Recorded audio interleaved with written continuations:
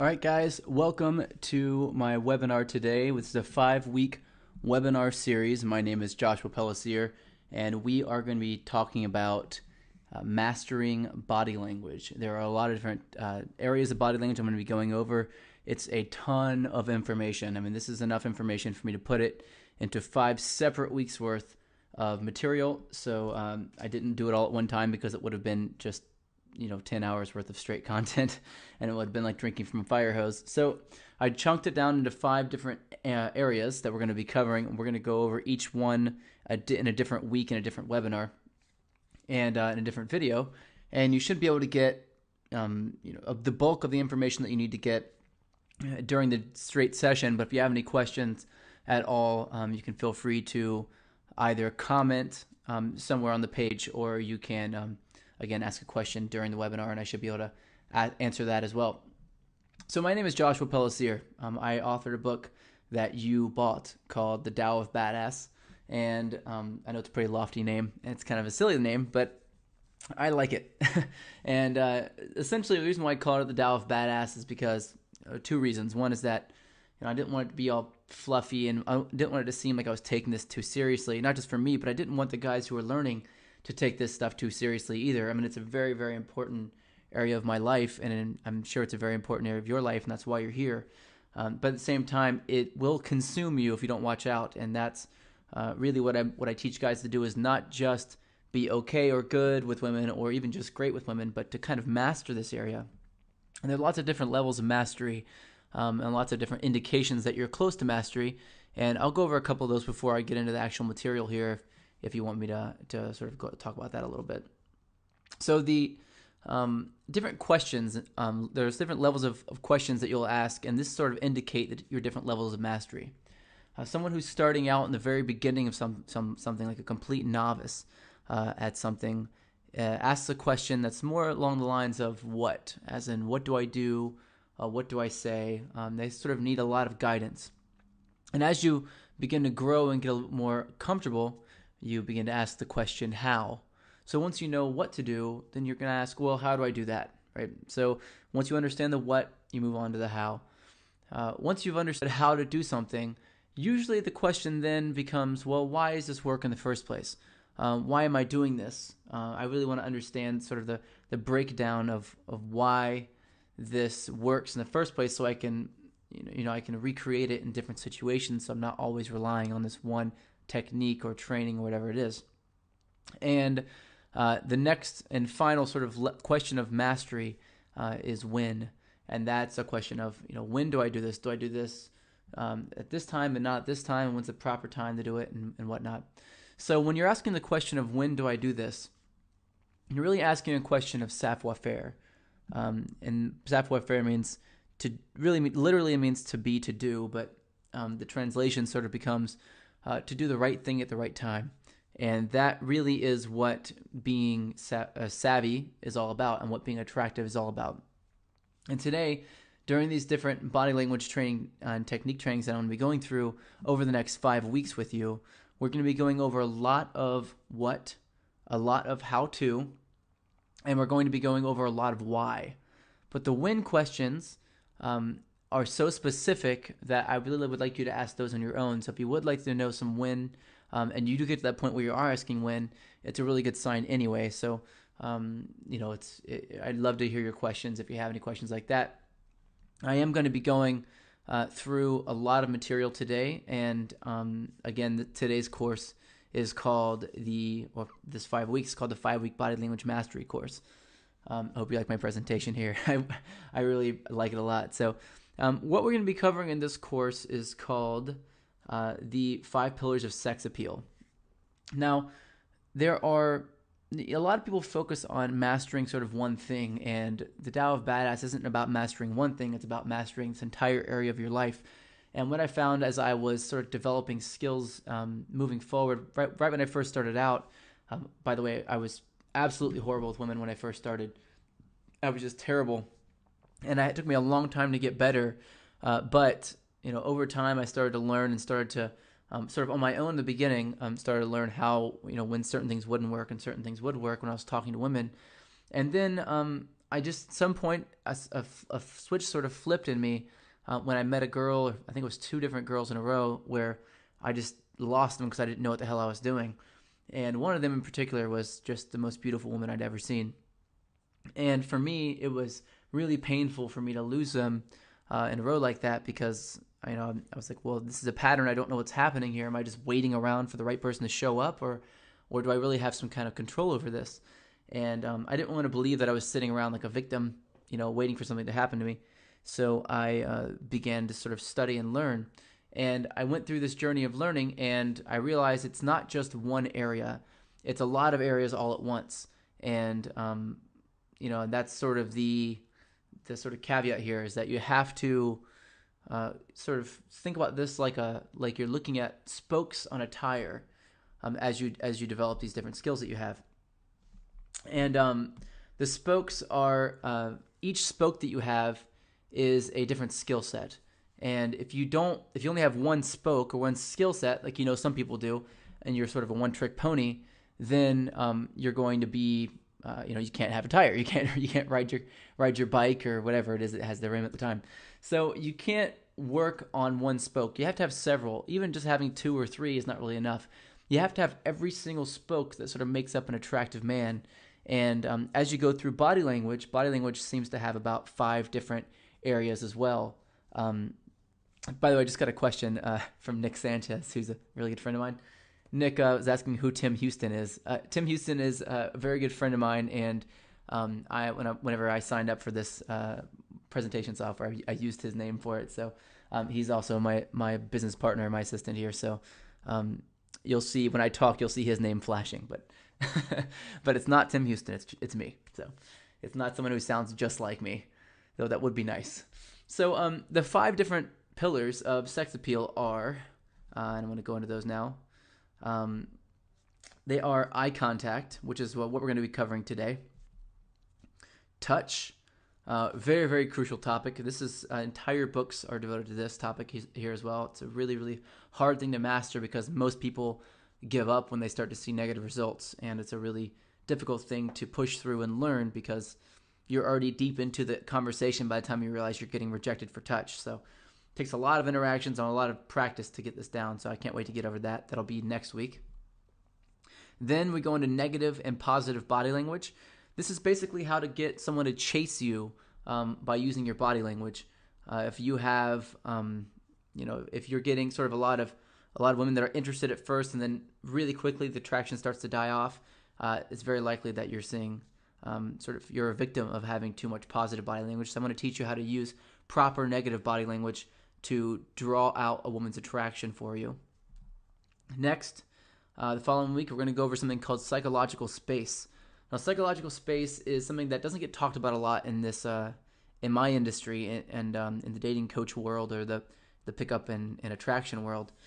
Psychological space is essentially understanding how to step into someone's sort of personal space and instead of entering their world, learn how to make them enter your world when you do it. And by that I mean really having it so that when you talk to a woman, she's fully engaged with you and fully paying attention to what you're saying and just drawn in by your energy.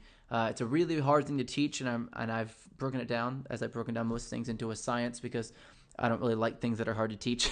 I like to be able to break them down and make sense of them. Otherwise, what's the point of learning in the first place? So we're going to go over psychological space as well. And then finally, we're going to go over dominant body language. And I want to go ahead and talk about the difference between negative body language and dominant body language. Dominant body language is showing dominance, control, and power through your body language. And negative body language is showing non-neediness through your body language. There's a very, very big difference, and a lot of guys get this mixed up. And when you do get it mixed up, you overcompensate on one, and you don't know how to use the proper tool for the proper job. Now, I look at the skill sets and all these different spokes that I have as sort of like tools on a tool belt. And, when you start to learn these different skills, you get a new tool. But if you don't use all of your tools at the right time, then it's kind of like trying to, hammer in a nail with a screwdriver. It doesn't really work very well. You can do it, but it's going to look terrible and you're going to be really frustrated. So it's much better to figure out which tool to use on which job. And that's not a sexual innuendo, so don't go there. But dominant body language is one of the most important areas of body language as well, and I'm really happy to talk about that as well. So again, if you have any questions at all during this or even afterward, you can always post a comment, and I will get back to you as soon as I see the comment in there. So feel free to do that. But today, we're going to be going over sort of an intro, and then we're going to go straight into the first topic. But we read body language with our subconscious minds. Now, what does that mean? Essentially, it means that our conscious minds are picking up on all sorts of things, but our conscious minds are too narrow and too overloaded to understand all of the body language traits. And we're talking tons and tons of micro movements and little tiny things that people do that we're all picking up with our subconscious minds. And just to kind of give you an idea, your conscious mind, for every sort of one bit of information that your conscious mind processes, as in, one memory or one thing you notice, or if you're looking around and you're seeing, the color of something or the texture of something, and you're consciously aware of that, well, your subconscious mind is processing for every one bit of information your conscious mind processes, your subconscious mind is processing 10,000 bits of information. That's a lot of information.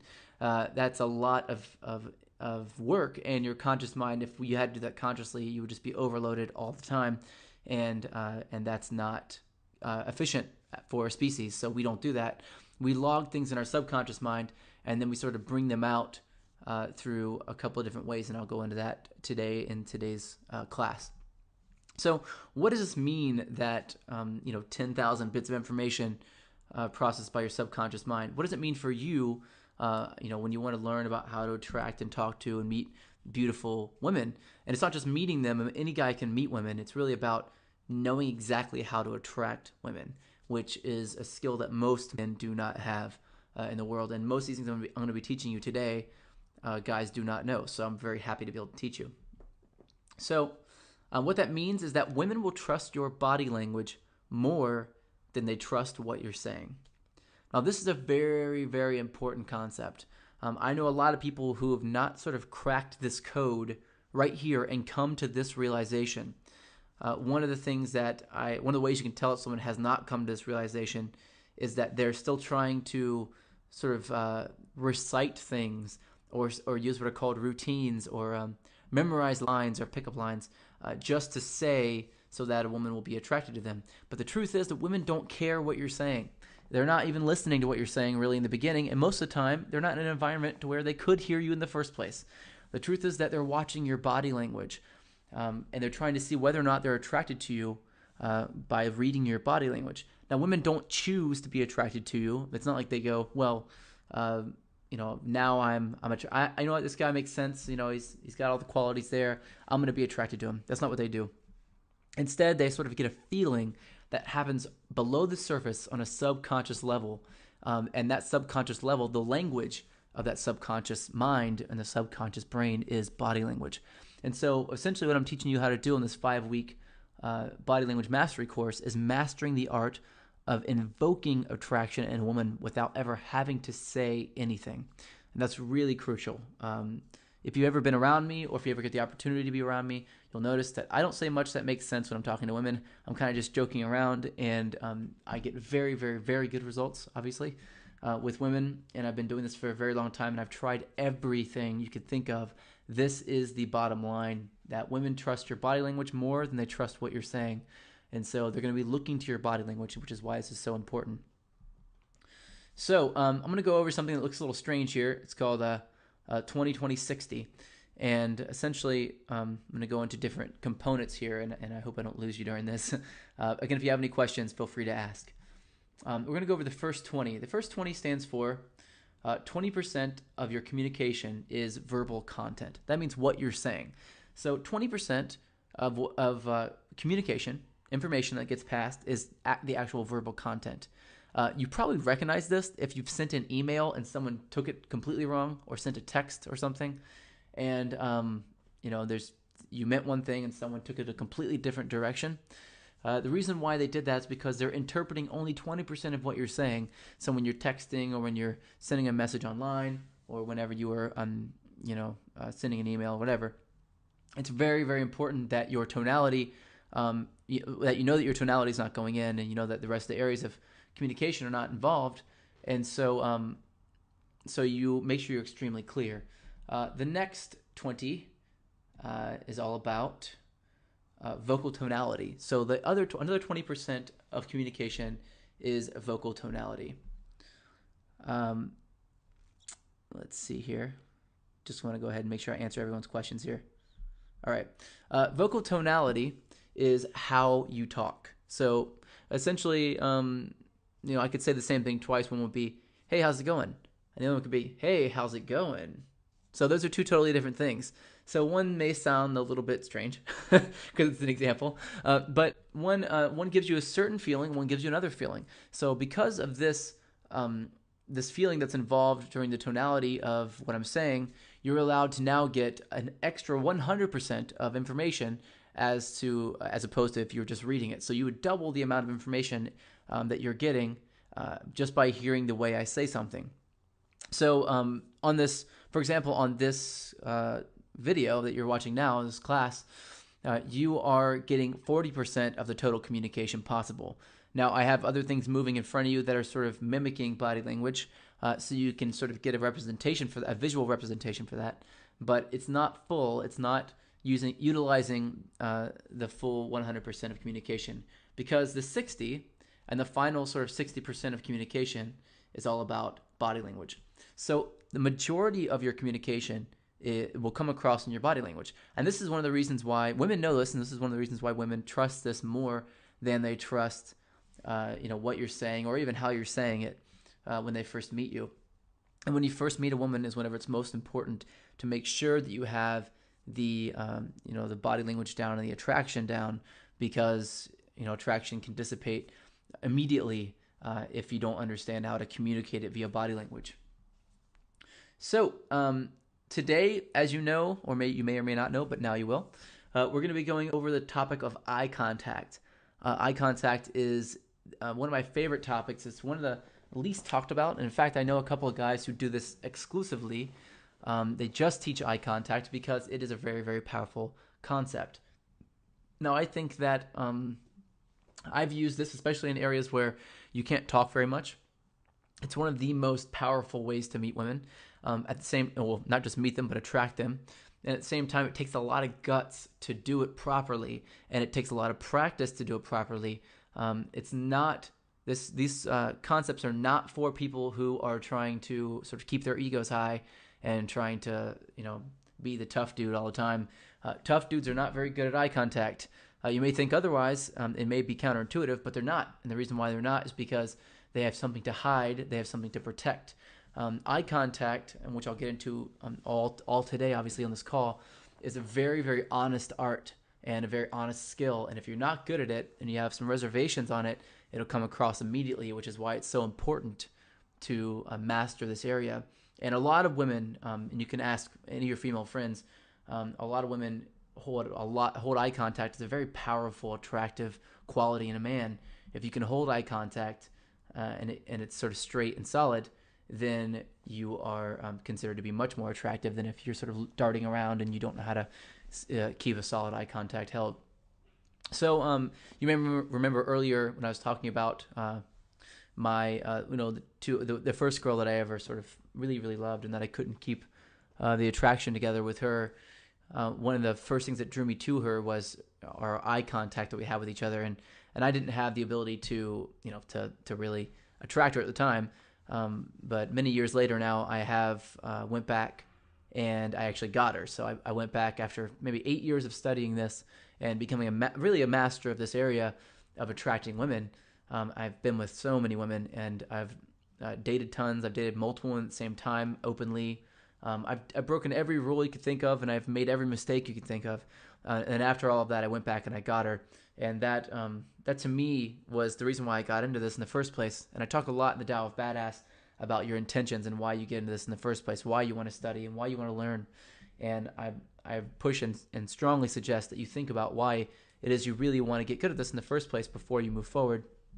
Because whatever it is you want, you will get at the end of it. If you want to get laid a lot, you will, but you'll probably be unfulfilled. I know it sounds kind of crazy, but I've been there. I've been there where it's like every night I could be with a different woman, but I got lazy and I got tired and I didn't really care about it. It's for some guys, but it's just not for me. So I had to keep myself on track. And no matter what your choice is, if you do just want to go get laid, that's fine. There are plenty of ways to do that. But I got into this because I wanted to attract my future wife. And I really believe that I've done that, a very good job of doing that. With eye contact here, it's one of the most powerful ways to draw a woman in. That's why we're going to go over it today. We have a lot to cover. I'm just going to jump straight into it here. Good eye contact shows core dominance and core confidence. You've probably heard the expression that the eyes are the window to the soul. Well, a lot of women would agree with this. They'd agree that by looking into a man's eyes, if he intrigues you at that moment, then it's such a powerful connection and it's such a powerful attraction that it's really hard to break it. And once you really understand how to master, and like by the end of this class today, you should have enough knowledge to be able to master the art well enough so that you can draw women in just by looking at them in a certain way and with a specific thing in mind. But again, it will show your true level of confidence and your true level of dominance.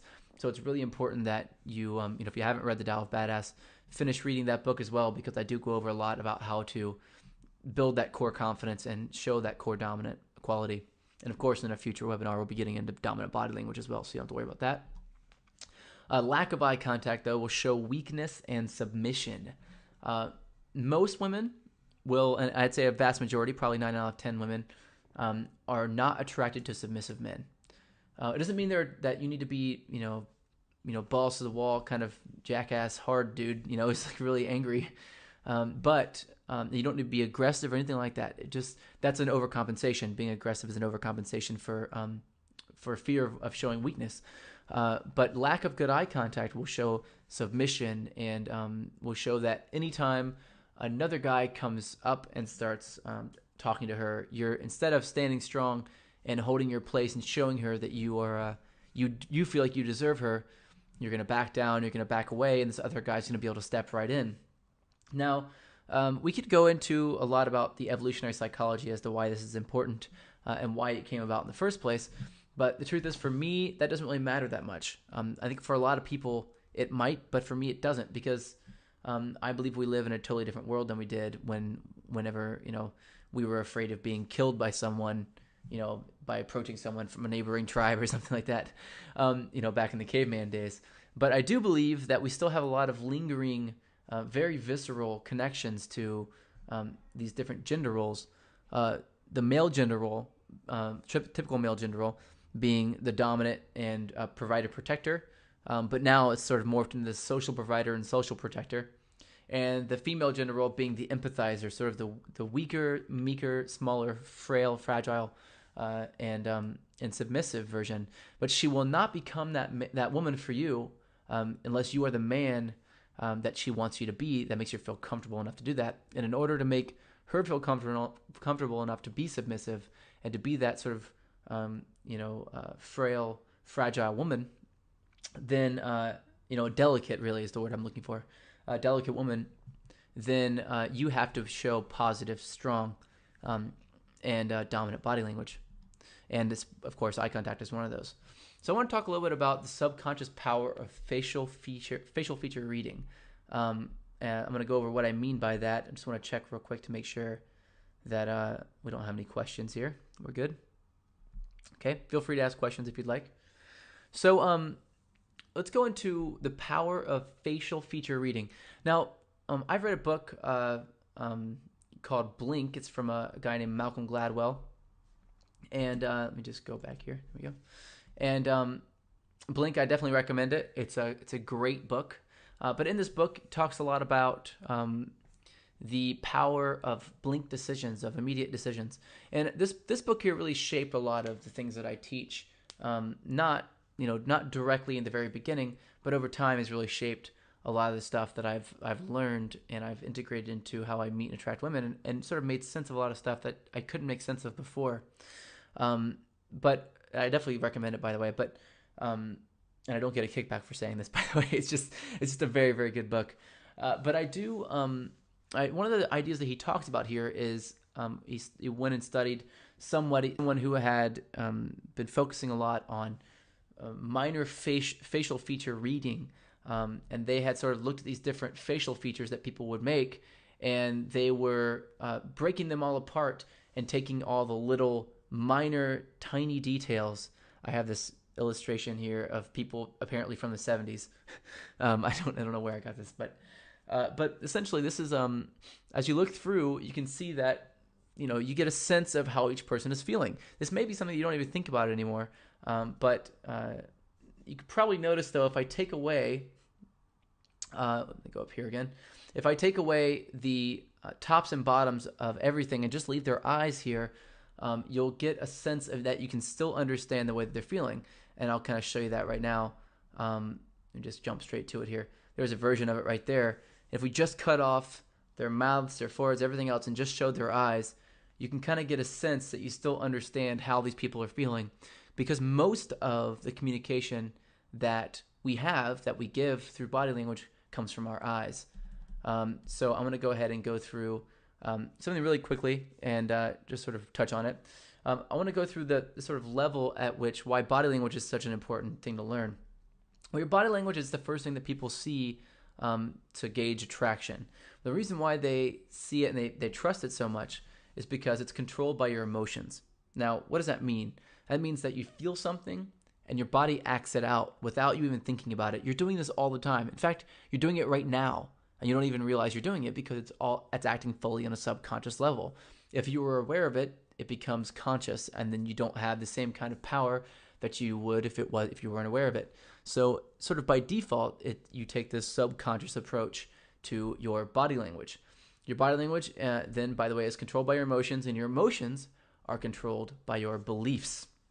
Now, essentially what women are doing, when they're reading your body language subconsciously, and they're sort of built naturally to do this, they're reading your body language to assess your emotion, to figure out what your beliefs are. Now, I think a typical question here would be, does that mean that if I change my belief, it'll trickle down and change my emotion, which will trickle down and change my body language? And the answer is yes. The answer is definitely yes. That if you believe you're an attractive guy, you start to feel like you're an attractive guy. And if you feel like you're an attractive guy, you start to act like an attractive guy. And the funny thing is that when you start to act like an attractive guy, you become an attractive guy. But it just takes time for it to trickle down, and you have to work on it's most important for most people to work on the body language thing first, then work on the emotions, then work on the beliefs. If you can go straight to beliefs, I highly suggest doing that. But ultimately, I'm going to give you the power so that if you do get emotional and you are kind of messed up a little bit emotionally, like you're nervous or whatever, you don't sort of lose it all as you move forward with the interaction. You can still keep the attraction going. So again, what this sort of leads into is that I want you to always assume that women can read your mind, because they're reading so much information that's going on subconsciously. Like I said, 10,000 bits of information for every 1 bit of conscious information. Because they're reading so much subconsciously, and because that's what creates the attraction, they're looking at you and mostly looking at your eyes during this time to recognize whether or not you're an attractive person. And they are going to be reading what's on your mind. It's very difficult to hide something from a woman. In order to truly hide something, if you wanted to do that, you'd have to have your entire body in alignment with what it is you're trying to hide. And today I'm going to go over a lot of stuff, including how to tell if someone's lying to you, and we'll go into a few other things as well. But this was sort of the concept. Now, why should you always assume that women can read your mind? Well, there's a very simple answer for that, and that is because they can. I know it seems kind of silly, but they really can. They may not know exactly what you're thinking, but they do know whether or not you're faking it. And this is the most important thing, because as you move forward, it's going to be kind of crucial for you to be able to control your body language to the level at which you may feel sort of unnatural. You may feel like, oh, well, you have a little bit more control than you thought you would, and you're sort of choosing to attract certain people, and that should be your power. It should be your right to be able to choose that, whether or not someone's attracted to you, and that's something I fully believe. But as you go forward, again, women will be able to read your mind as we go through this, and body language is a very important area. And what we have, and most of the guys, and I'm guessing that you're the same way. I know this is how it was for me. Is that I really believed that that it was possible for me to meet and attract beautiful women in my life, and just sort of be one of those guys that would have this area sort of handled for me. But I just had these old beliefs that had caught up that are sort of still stagnant there, that were from when I was younger, that didn't really work for me anymore, and I didn't know how to get rid of them. So I started learning how to control my body language and things, and it sort of trickled up into me realizing that I actually was an attractive guy, and it wasn't until I realized that it started working for me. Now you may be thinking, well, what if you're not an attractive guy? I guess that's a pretty good question, and if that's exactly what I mean. I mean, I felt this exact same way. I thought I wasn't an attractive guy, and I had girls that would say that was true. I would had a lot of relationships in the beginning where women would leave me for more attractive guys, and I just didn't know what it was. I would try to, I'd do anything really, work out. I didn't know what to do. I thought maybe I could go and be an intelligent guy route or be a sensitive guy route, and that didn't work. But anyway, if you tried all those different things, you've like I have, you've likely seen some minor success with that, and then seen a big issue with it, and that it isn't sustainable and doesn't work long term. So I'm going to go into a lot of that stuff today. All right, this is a really awesome area. I wanted to go over it a little bit first, and but we're not going to touch on it right now. This is the big circle of eye contact techniques. We're going to go into these at the very end of this call, but first we're going to go over a few other things first, just so I know that we're on the same page. But we'll come back to this. I just wanted to show you a little bit about what you have to look forward to, and so on. But again, if you have any questions at all, anyone, go ahead and feel free to ask those questions right here in this course as I move forward. All right, let's continue. Let me go back here. All right, let's go into one of my favorite topics, and that is eye accessing cues.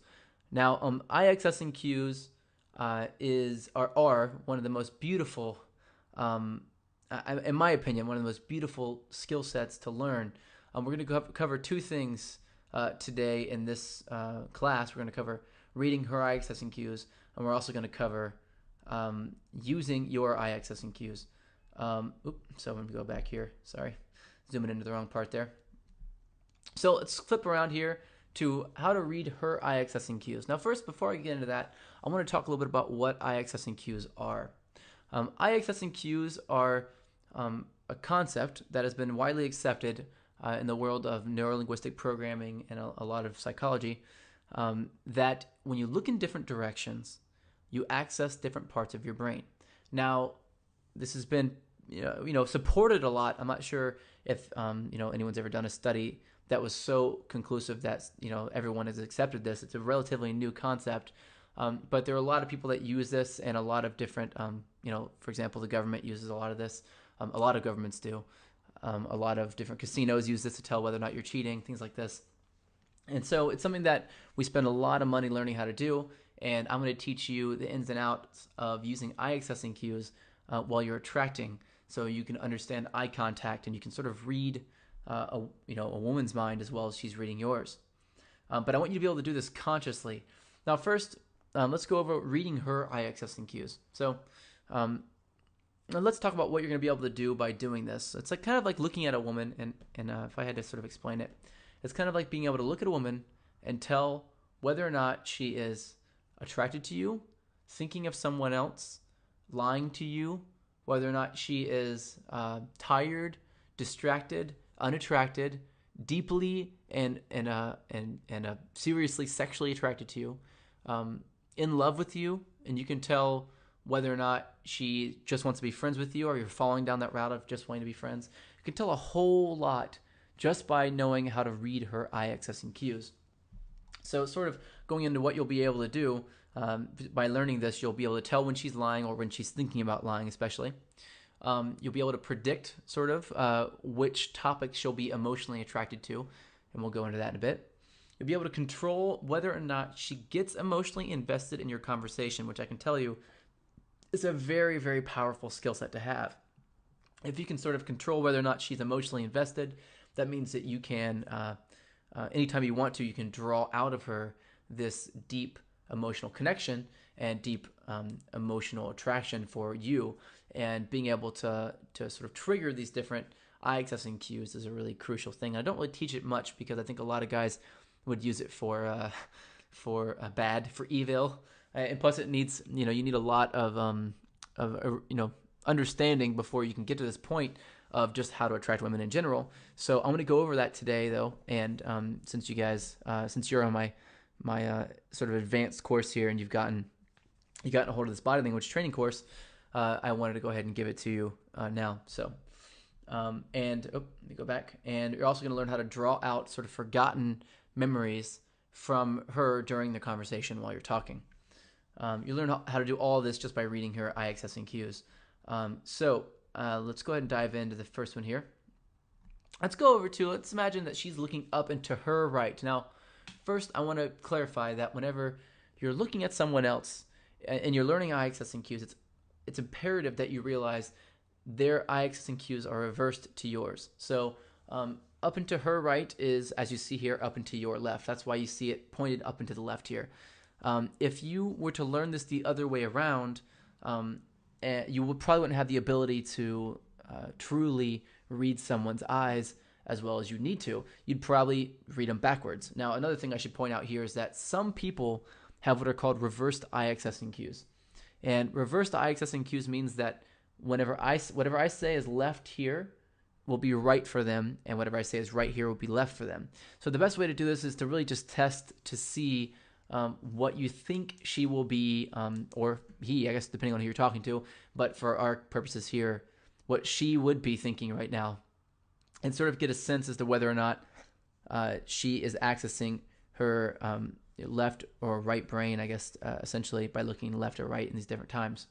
So, but we're going to assume that that she has sort of a standard view. And again, I've seen other diagrams that are drawn up that are exactly the opposite of this. So take it with a grain of salt, but just remember that my left may be someone else's right. But when you're looking at her directly and she's looking at you and she looks up and to her right, then that accessing cue is called visual memory. So visual memory essentially means that she's imagining something that has happened already. So looking up and to the right, you should be able to recall memories a little bit better than if you're looking down to the right or up and to the left or down to the left, especially down and to the left. So visual memory is an eye accessing cue that will allow you to access those pictures or moving pictures as short clips in your mind of things that you've seen before in the past. So when you see a woman who is looking up and to her right, again, that's if she's looking at you, it'd be your left, the same direction this arrow is pointing right here, then that means she's probably accessing her memory and she's imagining something from her memory. Now, you can also ask what are called control questions to figure out whether or not she has reversed eye accessing cues. Control questions are like when you ask a question that you know she has to imagine something from the past in order to answer, such as, do you remember the color of your house when you were growing up? And she'll probably say yes, and she'll probably tell you what that is. So, if you ask her a question like that and you see what direction she's looking up in, you can sort of calibrate to figure out which direction she's looking in and whether or not she has reversed or standard eye accessing cues.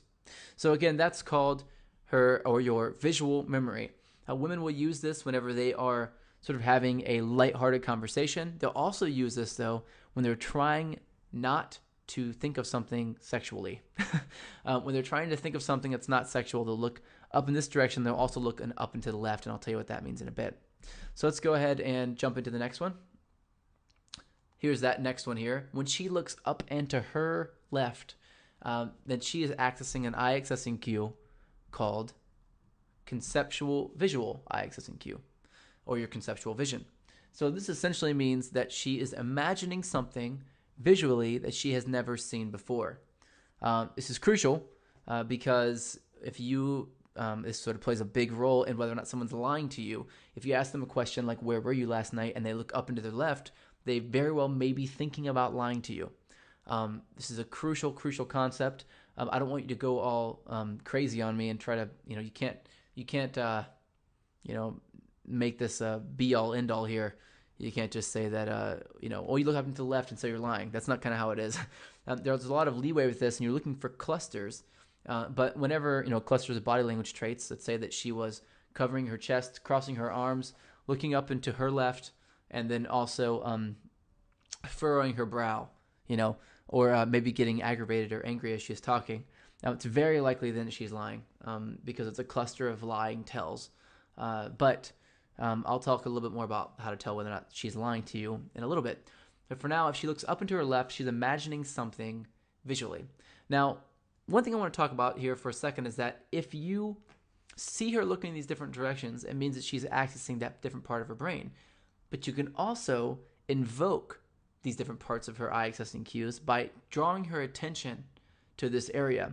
So, for example, if you're describing something and you put your left hand up, she's going to look up at your left hand, which is going to be up and to her right. So if you want her to remember something visually, and you want it to be easier for her to do so, if you tell her to look up at your hand, this has to be a deep conversation. Obviously, you don't just walk up to a girl and be like, look at my hand. I mean, you might, I guess, but you probably wouldn't want to do that. You would be able to invoke this sort of memory with her. And again, of course, if you held up your right hand or had told her to look at something that was sort of up on the ceiling or somewhere up into her left, you would be able to allow her to imagine something a lot better. And you can sort of draw her in. Women find this very, very, very attractive, that you can control this emotional state within them. It draws, to them, it's a direct correlation to how you're going to act within the bedroom. And they see this sort of dominant and powerful man as being someone who they believe can lead them into extreme ecstasy in the bedroom, and also will be able to control whenever they sort of break out in emotional fits. If they do that every once in a while, you'll sort of be able to control it and be able to stay calm during the process and not sort of flip out or get angry. So let's look at the next one. The next one is whenever she looks down and to her right. Again, that's when you see it down to your left. Down and to her right, she's accessing her emotional memory. This is probably one of the most powerful eye accessing cues available, because it asks us to draw on things that we have felt in the past. And usually we draw on very powerful emotional memories. And when a woman starts to experience these emotional memories with you, she starts to build up massive amounts of trust with you. And again, I'm going to go over how to use these different accessing cues in the next section here in a bit. But just know that for now, if she's looking down into her right, or for you, if you're looking at her, it's down to your left, then she's accessing her emotional memory. Now, one way you can use this is that if you see her looking down that direction, and you're talking about something like, I don't know, my go-to conversation here, for example, is baseball. So let's say that you're talking about baseball, and all of a sudden she looks down into her right. Actually, I'll use a real-life example.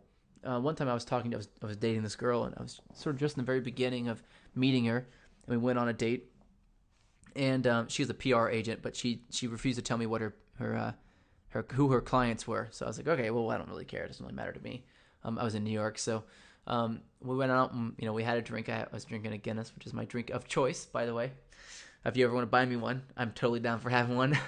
But I was having this Guinness, and we were talking, and the Rolling Stones came on. I'm just sort of talking to her.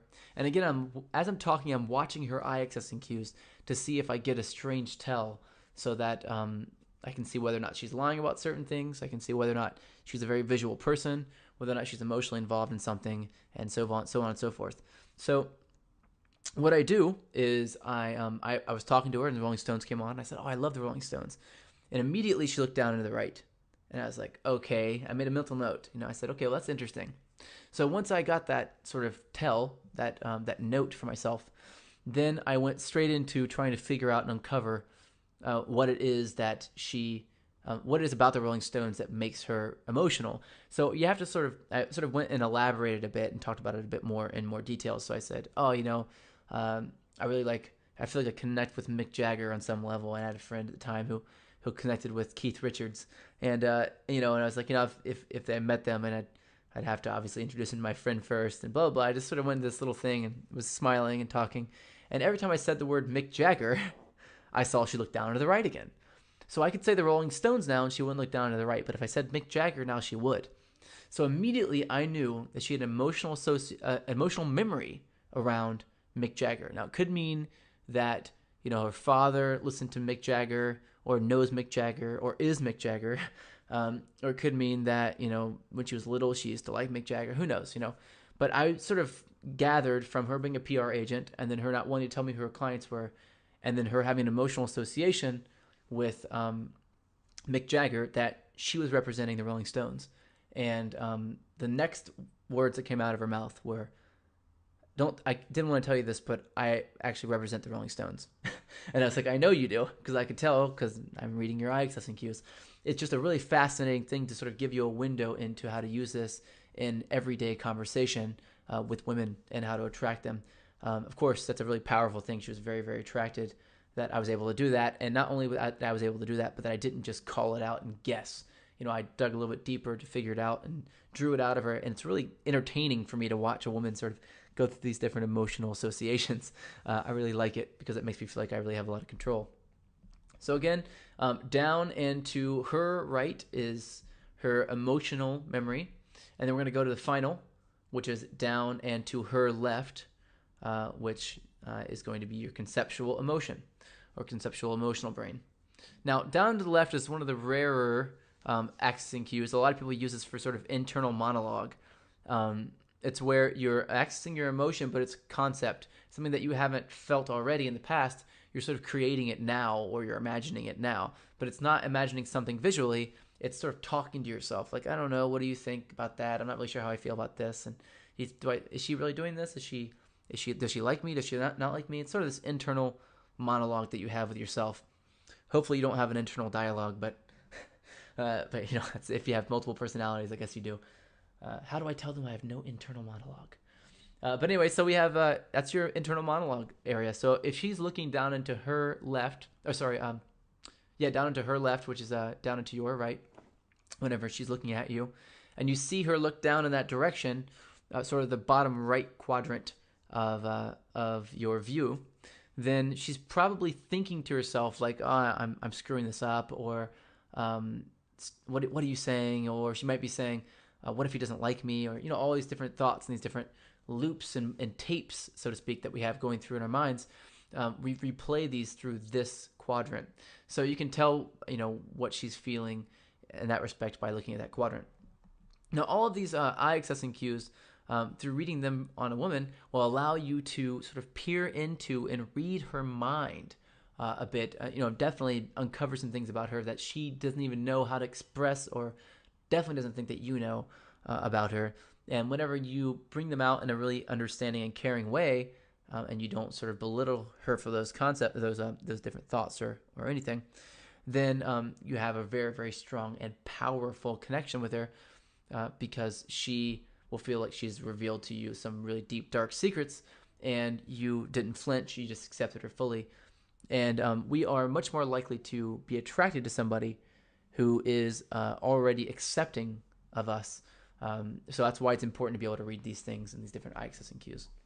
So we're going to move on to the next thing. Well, actually, first I'm going to go over Lie to Me, apparently. I forgot that I put this in here.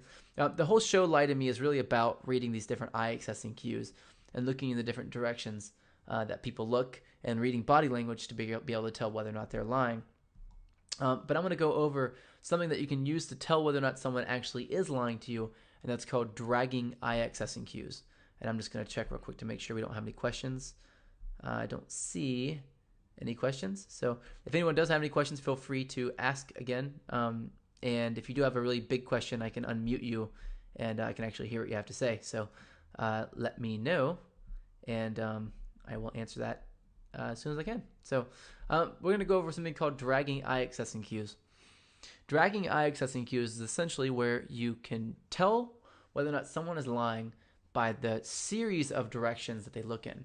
So you can tell by when they look in certain directions, but there's also something someone does which is called dragging a lie.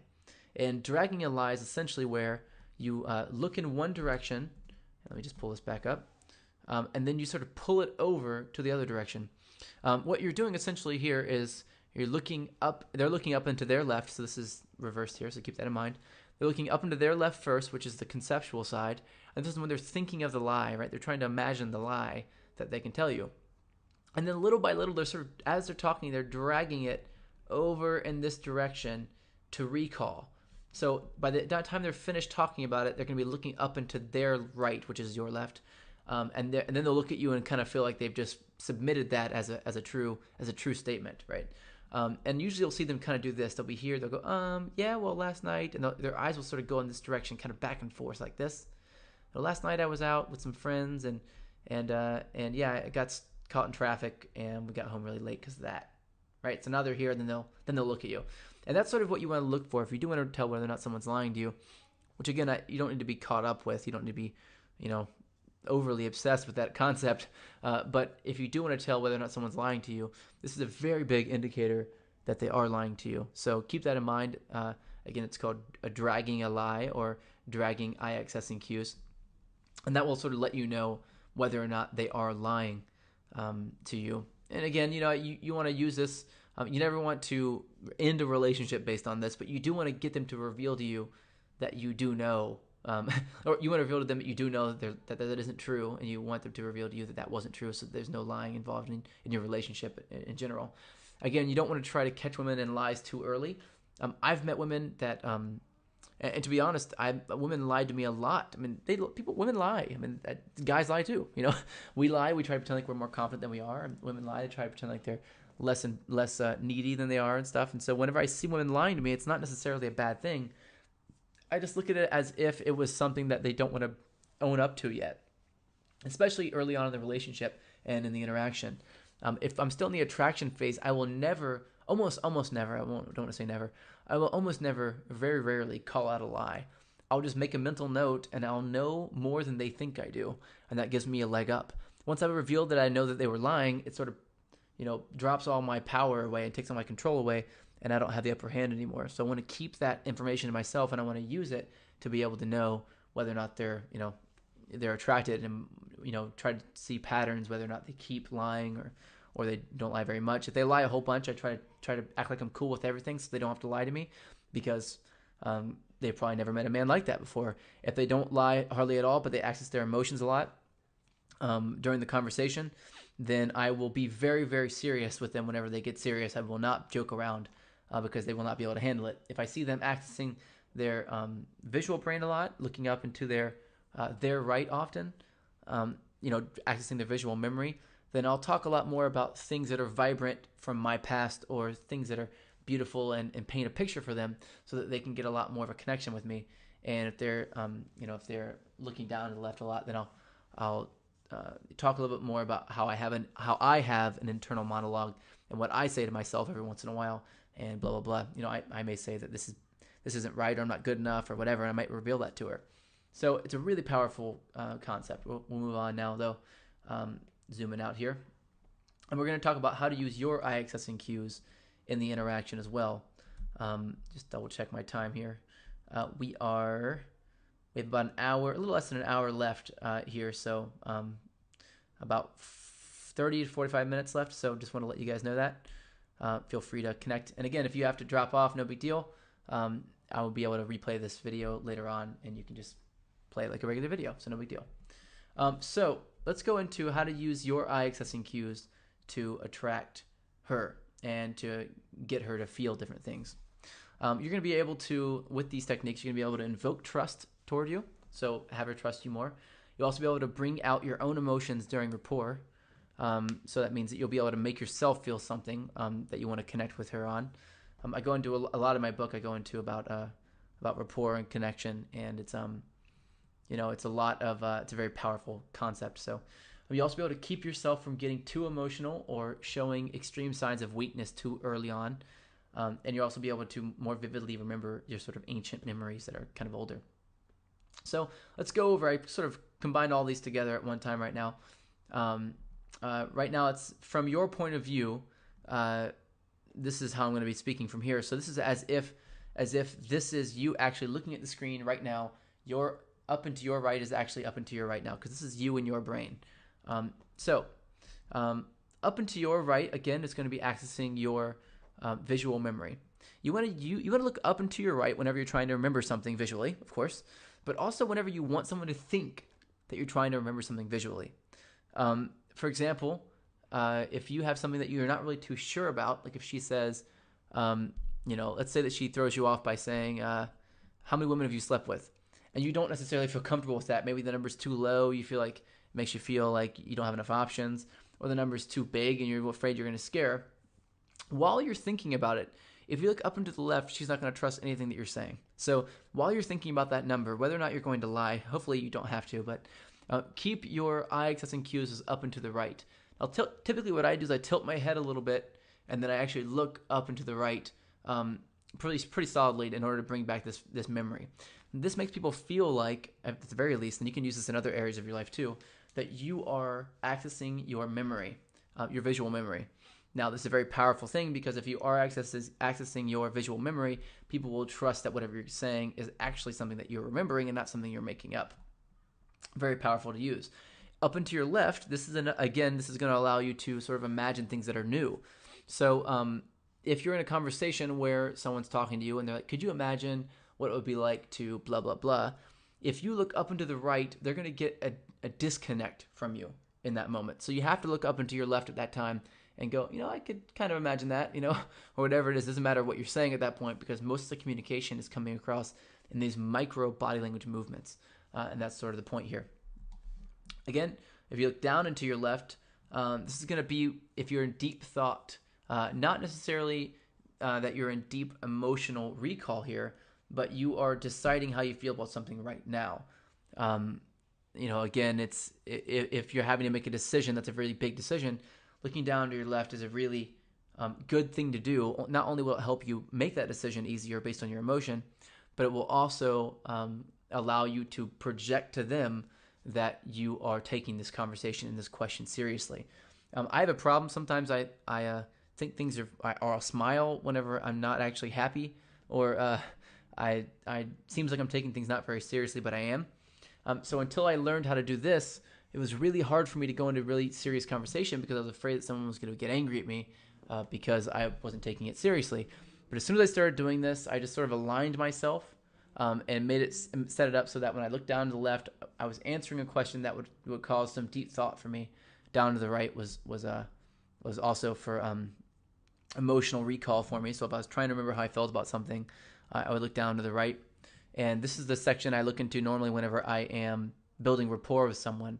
I'll look down to my right because that's what they're used to seeing. They're used to seeing someone who's looking down and to the right.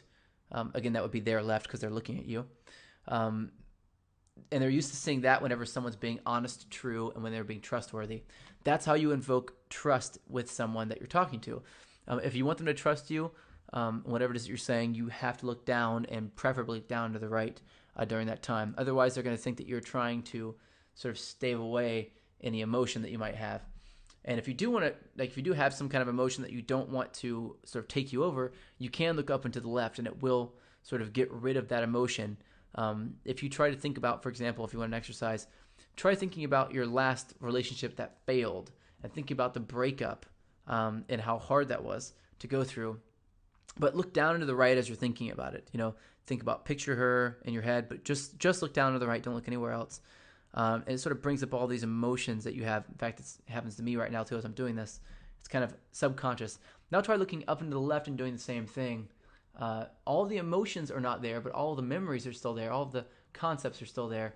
It's even harder for me to remember what she looked like or anything like that. So as you can see, that's a really strong demonstration as to the power and the effect of these different eye accessing cues for yourself. So that sort of leads me over into the next thing, and what I want to talk about here is the map of interaction and how eye contact plays into the map of interaction. I have another question here. Let me just read this question. Does it matter if you're right or left-handed? Nick asked that question. It's really interesting that you bring up that point, Nick, and that's a really, actually a really advanced question. No one really knows as to whether or not it matters if you're right or left-handed, but it's been suggested that left-handed people are more creative because they stimulate their left peripheral more. And of course, you know that your left peripheral is your conceptual brain. So people think that left-handed people are more creative because, this is a theory, of course, this hasn't been proven yet, but because they're always reaching out with their left hand to make things happen, to work, to pick stuff up, whatever, they're getting a lot of stimulation on their right brain, which is attached to their left peripheral. So as they reach out and do that, it does stimulate that conceptual brain more, and it's theorized that's why that they are more considered to be more creative people, and they sort of think outside the box. Of course, it's not true across the board, but it is a really good indicator. But there's no correlation, though, to reverse eye accessing cues based on whether or not they're right or left-handed. There's nothing that I've seen, and I've done a lot of studies myself. It's really all across the board, and I've never found a pattern yet to tell just by looking at someone whether or not they have reversed eye accessing cues, unless I actually look at their eyes and I can tell. So if you've read The Map of Interaction, and it's a pretty large section of my book, in the Tao of Badass, and it's been taught in a lot of places. It actually originally comes from a concept of sales and marketing, that you have a group of people or a person that you're talking to, and you go through these different stages during that conversation with them. The first stage is the stage of attraction. That's where they're sort of curious about something, and a lot of salespeople will try to get you hooked on asking you questions like, do you have back pain? Do you also feel lonely? Do you want to be a millionaire? Okay, well, if you said yes to all three of those things, then you must need this product, right? That's kind of the idea of getting you curious. The way to make you curious in that instance is to ask you questions that are leading you into wanting to know more. Well, why are you asking me? Why is there an answer? Is there a solution to this? They want to create that curiosity. Next, they're going to build a rapport for you. They're going to make some kind of connection with you that says, hey, look, I'm like you too. I feel this way, right? Whatever. They're going to try to connect with you on some level and show some kind of emotion and vulnerability. And then they're going to seduce you with an offer and say you have to act, you have to get the answer, you have to consummate your desire for this right now. Now, you can imagine that this plays really well into attraction and meeting and attracting women. The guy who originally came up and took this sales concept and brought it over to the dating world and attracting women world is a guy named Eric Markovic, and you may have heard of him. Really smart guy. I don't think he really knew that he was coming up with something so brilliant whenever he did this at the time, but now I think he understands how powerful it is.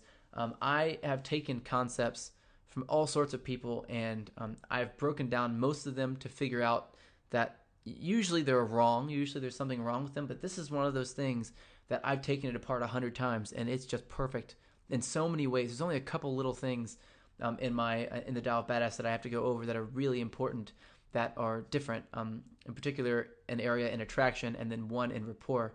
So let's go over how to use eye contact during attraction, and then how to use it in rapport, and then how to use it in seduction to sort of get through these different stages. During the stage of attraction, you're sort of having and I teach this a lot in the Tao of Badass as well. The mode you're in is sort of happy-go-lucky, sort of young or maybe kid mode. You're not acting like a kid, but you're lighthearted and fun and smiling and being light at the time. Nothing's really too serious. This is a really important concept, and a lot of guys try to shun this because they think that it's a lot of work, or that it feels fake, or whatever. Or they're nervous, and so they don't want to pretend like they're not nervous, so they get really serious. But they're not serious either, They just become serious because they want to hide the fact that they're nervous. So whenever we're in the state of attraction, the eye contact that you should use is a really light, fun, smiling, and fleeting eye contact. That is, you can look at someone solid for a few seconds, but you can look away whenever you want to. After about 3 to 5 seconds, you probably do want to look away. You probably don't, in most situations. Sometimes you don't. Sometimes if you want to skip straight to seduction and really seduce a woman, you can keep and hold that eye contact, and you can walk toward her with the eye contact, and that's a really powerful technique to use, and it helps you sort of progress through the stages of the map of interaction really quickly, and I'll talk a little bit about that during the big circle O techniques a little bit later on. During rapport, the eye contact you're going to be using is going to be very solid. You're not going to look away at all. As you and this is something I had to learn how to do. I had to learn how to express the way I felt without looking in any direction, just looking straight at their eyes as I was doing it. And when you do this, it's such a powerful rapport technique, and the rapport is so solid and concrete that women will feel just so drawn into you. It's an amazing, it's sort of a tip or trick or a technique or a skill to learn. It's really like a sneaky thing though, because if you are thinking really confident or projecting really confident thoughts, so to speak. I know it sounds kind of strange, and I'll go over that in the technique section. During the stage of rapport, while you're making eye contact, she's butter in your hands. And I'll go into how to do that later, how to do that a little bit later. And last, there's seduction. And during the stage of seduction, you're going to be sort of combining what you had used the first two attraction and rapport stages, and you'll be doing them both at the same time. And that is, you'll be smiling, and you'll be looking directly at her eyes without looking away. That's sort of the combination. But this time you'll be thinking of really powerful sexually charged ideas. And they do come across whenever you are talking to a woman and whenever you're looking at a woman. You can really project that feeling and that emotion. That's been tracked and tested a lot of times for a long, long period of time. People have used this and I have a friend who you'll get to the opportunity to hear at some point on an interview in the if you're a member of the members only area. I have an advanced coaches prep course that I teach. It sends out a video every couple of days with teaching a technique, and if you are a member of that, then you'll be able to hear my interview with him. He was a spy for the U.S. government, and his job was to go in and seduce. I know it sounds kind of crazy, but seduce people at parties that were working for organizations in order to get information out of them. So he literally had to approach women that he didn't know. He had these series of movements he did, and he would seduce them and then get information out of them. I know it sounds like something out of a movie, but it's real, and it was his real job. And he actually quit the job eventually because he was doing so much lying to people all the time that it was just really strange for him. He didn't like it. But it's a really awesome technique, and it's a really powerful concept. It's been used by a lot of governments for a long period of time, and it's been proven. So now we get to everyone's favorite part here, the big circle of eye contact techniques. As I go through these, if you have any questions at all, again, feel free to ask those questions, and I will answer those questions. We have about 30 minutes left max. And hopefully you'll be able to get on this able to answer any questions you have. And at the end of this, if you do have any questions as well that are not pertaining to anything we talked about today, I can unmute you and we can all talk for a second, or we can just have a conversation about whatever. So stick around, and I'll do that. And I'll have to leave in about I definitely have to leave in about 45 minutes. But if we get done before then, we'll be able to have a conversation and chat. So again, let's go ahead and dive right into these different techniques. First, let's talk a little about, and I sort of mentioned this earlier, let's talk about projecting your state. And this is, as I was saying, looking at a woman and sort of showing her or sending an emotion to her without ever saying anything. So projecting what you're thinking into a woman's eyes through eye contact. And so there are a couple of really famous people that have taught this. Outside of the world of NLP, which is littered with all sorts of concepts around projecting your state. NLP, by the way, is neuro-linguistic programming, which is something that I've studied as well. And I will be teaching a course on NLP using neuro-linguistic programming to attract women and create confidence within yourself, and the techniques that I did learn in the future. But for now, I'll go over just this one concept. Projecting your state is essentially playing on an idea that I sort of touched on earlier, the idea that you cannot, no matter what you do, you cannot hide what you're thinking, right? So since that's the truth and that's the case, why not use what you're thinking to project onto the other person? So project what you're thinking onto them so that they can pick it up. Now, again, remember that they're picking this up subconsciously. So you can't send a phone number through eye contact, because it's not specific enough, but you can send a feeling through eye contact. And the way to do it is actually pretty simple, but a lot of people don't do it because they're nervous when they make eye contact. You can do this in a crowded bar. It can be loud. You can do this across the cafe, across a cafe across a street. You can do it across a park. You could do it sitting in church, for Christ's sake. You can do it whenever you want to anyone, and they will get that feeling from across the room. And what they're doing psychologically is they're picking up on all these little minor facial patterns and these different expressions that you are giving, and they're so small that you couldn't possibly tell them apart outside of just a feeling you get. And women, and you can ask any woman this, she will trust her gut feeling before she trusts anything else because it's usually right. And you want to use that gut feeling that she has in order to evoke massive, powerful attraction. So what you do is look at a woman directly in the eyes, and you can practice with anybody you want. You can practice with a friend of yours, actually, if you want to. But next time you're looking at a woman in the eyes and you're talking to her, try thinking something really intently in your head. One of my favorite things to think in the beginning is look at her and think, "You're adorable," right? So that sort of state projects this really attractive quality in me that makes women think that I've already accepted them, but not so much that I'm going to sleep with them, right? And that's what a guy who has lots of options for women would do. He would say, "Well, you're really adorable and you're really cute, and all the things you're doing right now are really cute, but I don't really know you yet, so I wouldn't say that I want to sleep with you yet." Because if you have a lot of options, your the things that you measure an attractive woman by start to change. And as you start to get better with this, the things that you measure attractive women with are going to change for you as well. So keep that in mind. So you're going to be projecting that onto her. In the beginning, you're going to project you're adorable. A little bit later on, when you're connecting with her, you're going to project. You can be thinking in your head. Think the following phrase: I completely accept you for who you are. I completely accept you for who you are. You're going to be thinking that phrase over and over again in your head as you're looking at her and talking or thinking, as she's speaking as well. And what will happen is if you let this sort of hit you, it'll change your facial expressions. You should feel different whenever you think this. If you're feeling differently whenever you think it, then it's working. She's feeling differently too. In the beginning, like I said, you're going to be thinking, "You're so adorable." And that should change the way you feel. In fact, that should take a lot of anxiety away from approaching a woman. And then a little later on, you're going to be thinking, "I completely accept you for who you are." And then finally, you're going to be thinking, "I want to expletive you on the floor / couch / whatever." And you can literally think about her having sex with you, or her giving head to you, or whatever it is you want to think about that really turns you on during the stage of seduction. It will project that sexual state onto her. Now, of course, you can walk straight up and project that sexual state in the beginning, but it's very risky, and you can come across like a creep if you do it. I've done it before. It can work, but you have to know how to blow through the other states really quickly.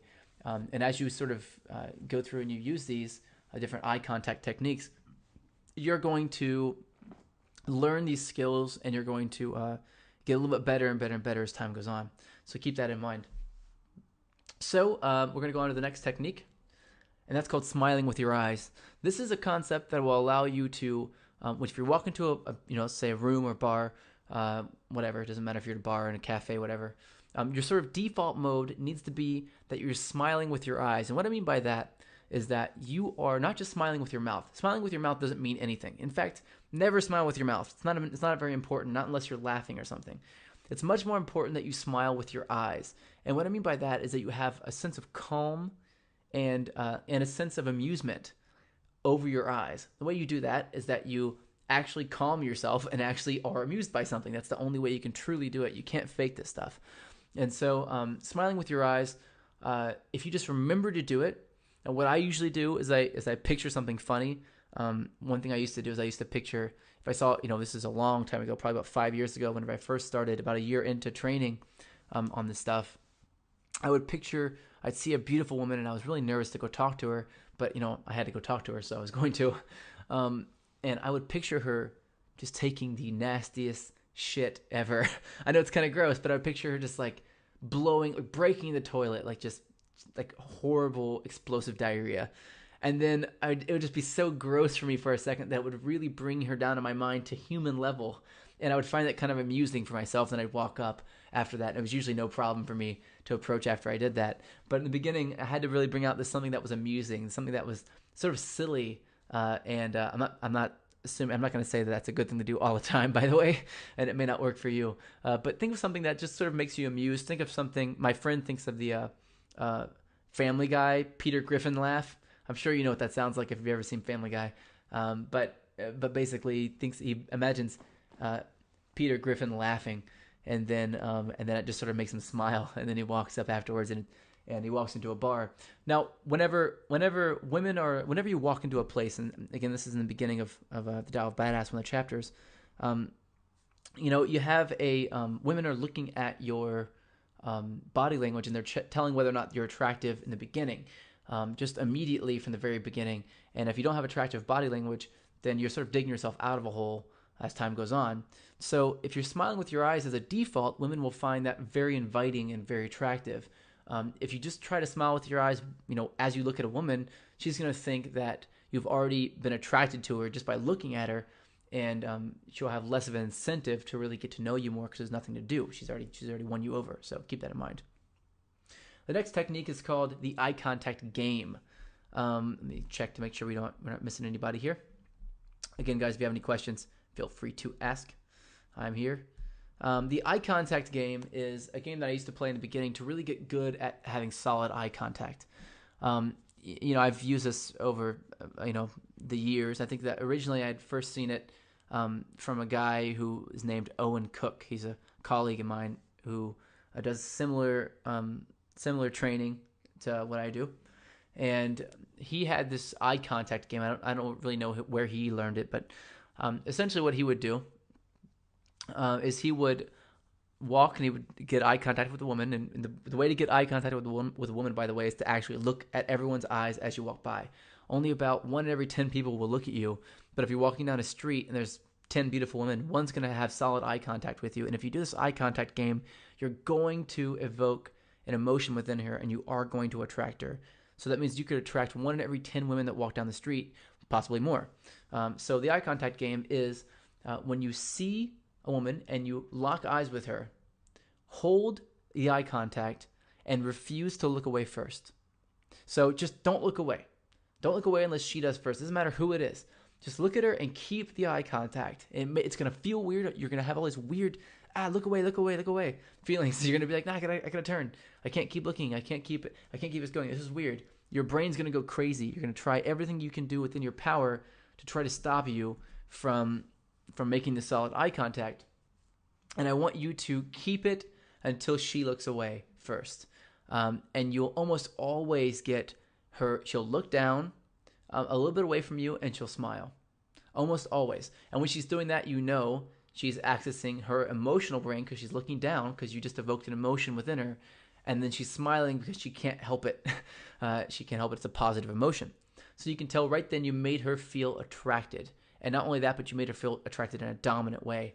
I also have the 3-second game that I used to play where I would hold eye contact for 3 seconds with everybody. But that's not the eye contact game. That was after I had mastered this game and I'd overcome it. Eventually, you want to get to the point where you're holding eye contact with a woman and you feel no nervousness. So it'll probably take about 20 or 50 tries on this. I mean, you have to do it solid for about 50 or 20 people. And after that, you are not nervous anymore, looking at women in the eyes and holding that eye contact. It's a really powerful technique. I'll go into another one in a bit here that's kind of similar. Now, here's something that's really cool that I don't really teach a lot of people because it's kind of a technique and it's small. And if you don't have a lot of other information, then you can't really use it. But if you're looking at a woman, a lot of guys have a hard time figuring out where to look on a woman. Well, obviously you're going to be looking at her eyes. You can look lots of places. I know a couple places that I want to look in the beginning. But if you're looking at her eyes directly in the beginning, you can't really look at both her eyes at the same time. You can look at her nose or somewhere in between, but that's not as powerful. So which eye do you look at? Where do you look when you're talking to a woman? And where you look that I've found is very, very powerful when you first meet a woman is into her left eye, which would be, the one on your right as you're looking at her. Now, if you just keep and look and talk sort of at that left eye there, if you look at her left eye and you talk, essentially what you're doing is you are appealing more to her conceptual brain because that's her left side. If you're appealing more to her conceptual brain, you're not hitting all of her logical barriers. So her left eye is associated with her right brain. Your right brain is your creative brain. Your right eye is connected to your left brain. Your left brain is your logical brain. So if she has logical barriers like, who is this guy? I don't know if I can trust him, blah, blah, blah. And you're talking into her right eye, you're going to be hitting all those barriers. It's like running through a lane with a bunch of hurdles. But if you look and talking to her left eye, you're going to have more of a chance that you'll be able to bypass all those hurdles and to sort of run free at full speed. and sort of bypass a lot of the different barriers she might have up. Um, Again, this technique alone doesn't work at all by itself. You have to use a lot of other things. You have to be projecting something as you're talking to her. But just fix on her left eye and just look at her left eye, and that's it. I do this with everybody now. I've done it since the day I heard it, and it's completely changed my game altogether with how I approach and attract women. And also allows me to feel like I'm in a lot more control than I was before. So again, as you're looking at her, imagine these two O's and look are her eyes. She's kind of wide-eyed here. But if that's the case, you're going to be looking into this eye here, her left eye. All right. Next, we're going to be talking about getting women to approach you using eye contact. Now, this is something that a lot of people ask about because the idea that a woman could approach you by having you look at her is a really powerful concept. Now, what I do here is something that I've done for a long time, and a lot of guys are too afraid to do. I implore you to do it. I really think that you should. It's a very powerful technique, and it's not very hard to do. It just forces you to not take yourself so seriously whenever you are meeting women. If you are taking yourself very seriously and you have an ego about it, you're not going to be good at this. I mean, you're going to get to a certain point, and then you're going to be outdone by every single one of my other students and followers and listeners as well, and readers, because people who drop their ego can learn faster and grow more, and they also attract women better. I know it sounds crazy, but it's true. We've seen a lot of guys with huge egos attract women, but they're not the peak. They're not the echelon. There's a level beyond those guys that you can reach, and that really is utilized right here during getting women to approach you using eye contact. So let's say that you're in a place and you're talking, and you're talking to one of your friends, and you look over, or let's say you're by yourself even, and you look over and you happen to catch eye contact with a girl who's kind of across the room. Well, at that very moment, you have about 3 to 5 seconds to do something with your body language that will allow her to feel like she needs to approach you. Now, if you do something too dominant, like stare down or wink or hold the eye contact or bow up, like kind of be strong looking or whatever, then she's gonna take a purely submissive role and she won't feel right approaching you. Does that make sense? I mean, if the guy's natural role is to approach a woman, and you make her feel like a woman right off the bat, she's going to expect you to approach her. Now, that's great. I think you should do that. But if you want her to approach you, then from the very beginning, when you first make that eye contact, what you have to do is you have to smile immediately and then wave. I know it sounds really silly, but stick your hand up and kind of wave and smile as if like you're a little kid maybe, not like kind of going crazy and wailing around. Don't make a big scene about it. Just smile and wave, and then keep smiling for a second and then kind of turn away. Now, the key is to turn away and turn your back a little bit and start to do something else. Talk to somebody, order a drink if you're at a bar, whatever it is, distract yourself for a bit. What you'll see, though, right here is that she's like, is he going to approach me? Is he going to approach me? When she realizes that you're not going to, but you're also not too afraid to, you're just distracted with something else, she's going to seize the day and go approach you. And, she may be a little nervous, whatever, but it's going to utilize that sort of fight or flight for her. Not every woman will do this, but a lot of them will. It's a really, really cool technique. So try using that. Now I'm going to talk about something that I use a lot that I don't teach very often because not a lot of guys do this either. It's called attention redirection. And using attention redirection to attract a woman, essentially use the following sort of concept, the following sort of series of things that you'll do. Let's say that you are, basically what we do is we judge whether or not someone's needy based on how attentive they are. And again, at the end of that last one, when I was telling you how to get a woman to approach you, the last thing I said to do is to divert your attention to something else. And the reason why is because if you were to stare at her, you're going to come across like you want to go talk to her, but you're afraid you're going to get rejected, which means that you already need this interaction to work well, which means you don't deal with a lot of beautiful women often, essentially. So that means that women, if you look at a woman and you don't approach her, women are going to think that you're afraid of being rejected, which means that you don't have a lot of options, because otherwise you wouldn't be that afraid because you have lots of options and it won't matter anyway. And then as you approach, you're going to need it so badly to go well to prove to yourself that you're an attractive guy that you're going to screw it all up anyway. So what I did, one of my favorite ways to meet women was to, and still is, if I were to go out and do this today, is to talk to a friend of mine or someone that I just met, a dude usually, talk to them. And as I'm talking to them, I'm looking around, and as I'm actually speaking, I'm looking around. not as they're talking, but as I'm talking. I'm looking around the room and I'm talking to my friend, but I'm looking around the room and I'm making eye contact with different women. And as I'm making eye contact, I'm smiling, sort of opening, and they're looking at me back and they're smiling. And as I get this sort of positive response from them, I'm not jumping straight to talk to them. Now, this is important. If you drop the conversation and you jump straight to talk to them, it sort of shows them that you are using this as a technique, and you can't do that. You can't show them that you're using it as a technique. It's got to be something very natural for you. So what you want to do is you want to have your attention focused on somebody else who you're not attracted to, and then as you're speaking, look around and gauge and build the attraction with lots of other people at one time.